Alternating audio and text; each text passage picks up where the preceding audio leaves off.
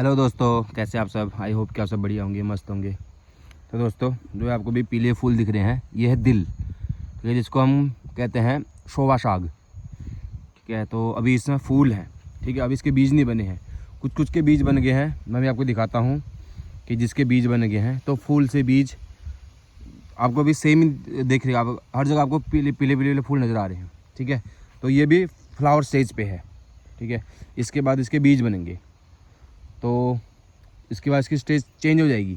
अभी ये फूलों की स्टेज पे है, इसके बाद फिर बीज वाली स्टेज आ जाएगी इसकी, ठीक है। तो वो दिखाता हूँ आपको बीज इसके कैसे दिखते हैं, ठीक है। तो ये देखिए, मेरे साथ में मेरा एक प्लांट और लगा हुआ था, ये है, इसमें अभी बीज हैं। देखिए, ये आगे इसके बीज, ये हैं दिल के बीज, ठीक है दोस्तों। तो जैसे जैसे भी ये दिख रहे हैं बीज, तो वैसे अगले 10 दिन में इसके भी हो जाएंगे बीज सारे।